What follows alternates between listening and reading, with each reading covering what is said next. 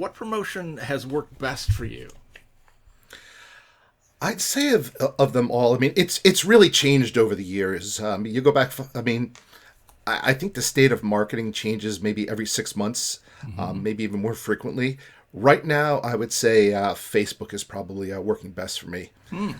Getting really good CPC rates on Facebook, getting good click rates. Amazingly enough, for Facebook, not getting a lot of angry comments on my ads, which is nice. Mm-hmm. Yeah, I talked to Stuart Jaffe a few weeks ago, and he's been doing very well with Facebook. But I've talked to other authors who I will not mention at the moment, who have kind of just been throwing money down Facebook's hole or something. What is your tips to somebody just trying Facebook out for the first time? Well, I would say if you're going to try Facebook out for the first time, you don't have to throw a lot of money at it. I mean, you can set like a $2 a day limit on an ad. Within 3 or 4 days, you're going to know if that ad is actually being effective or not. So you really shouldn't be like, you really shouldn't just go all in with that. And I would say almost never, with exceptions, do a boosted ad, because Facebook's boosted ads, for the most part, suck. What is a boosted ad? A boosted ad is when you make a post on Facebook, like say on your author page, and Facebook kind of gives you this thing of like, hey, would you like to show this to other people? That's a boosted ad. So essentially you're saying, okay, take this post and show it to either my followers or show it to my followers' friends or what have you. And unlike their ad manager ads, those just do not seem to do anything. About the only time I would ever boost an ad is like Facebook is all about engagement. So, and that's how it works on an author page. So the more people you have engaging with you, the more people will see when you post something. So, and the less people who engage, the less people will see it. But typically it means if you have a big announcement, like, hey, I just launched a book, you're only going to hit a certain percentage of the people who are following you. I mean, you might have 10,000 followers, but maybe only 1,000 will see it, because those are the people who engage with you under normal circumstances. So the only time I would necessarily boost a post is if I have a major announcement like that, like a launch, and I'm going to tell Facebook, okay, specifically show this to the people who are liking my page, the people who you normally wouldn't show my stuff to. Those people are already following me, but they're probably not seeing my stuff because it's the nature of Facebook. I think anybody who's used Facebook can tell you that suddenly they'll have friends just drop out of their feed and they never see these people again, because Facebook just decides, okay, well, you're not engaging with them enough and we're just not going to show you. Okay. So boosting is a way to kind of pay Facebook to force that.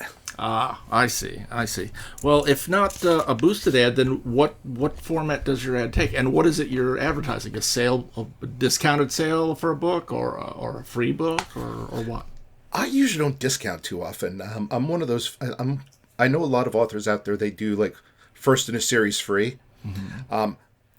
I give some freebies if you join my mailing list, and that's another. I forgot to mention earlier. I promote through my mailing list, trying to grow that.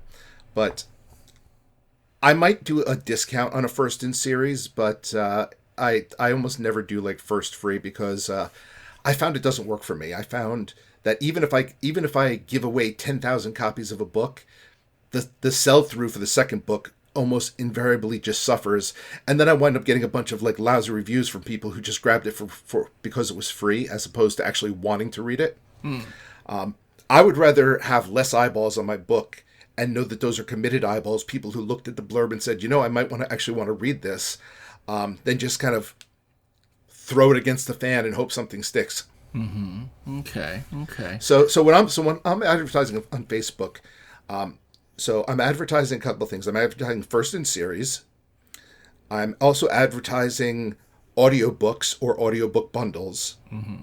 And on rare occasion, I might do a boosted post for either a launch or a sale. Okay. And these, I've been doing a lot of YouTube lately. These are not video ads. These are like picture ads, graphic ads. Well, you can do video ads on Facebook, and I've been playing around. I don't have a lot of video for my stuff. I have some, and it's done I've run a couple video ads for this podcast I'm on, Authors and Dragons, and those have actually done really well. I've gotten like CPCs in the neighborhood of like 7 cents a click, which is like great for Facebook. But we have for that is we have kind of a professionally done animation, which I've used. I don't have a lot of that stuff for my books. I've tested out using like apps like Wordle, where you can take a picture and kind of add movement effects to it. Oh, okay. And those have worked okay. Those kind of catch the eye. Personally, what my favorites are, though, are static image ads, and I like testing out images with Facebook's dynamic targeting first to kind of get an idea of what are what are good combos, and then what I'll do is then I'll pull those out and use those as kind of static ads. Okay. Yeah.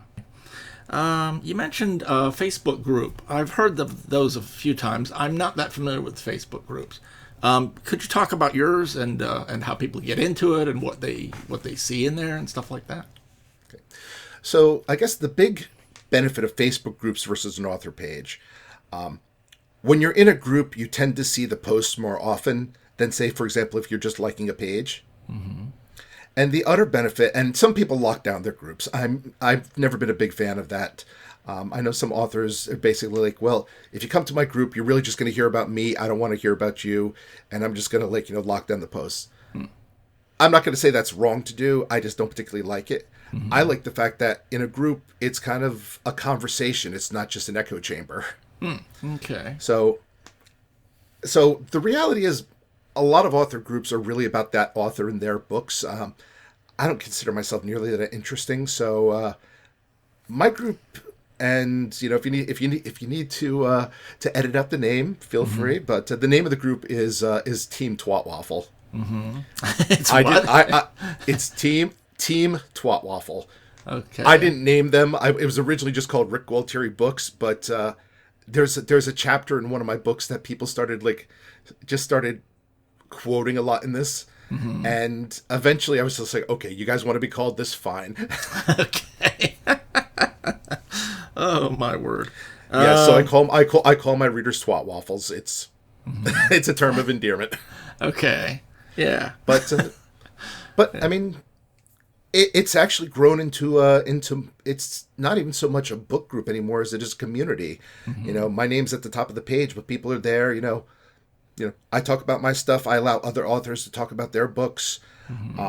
We do events. We do we watch movies. We do events. I've had people in that group get married, meet and get married. It's incredible. Wow.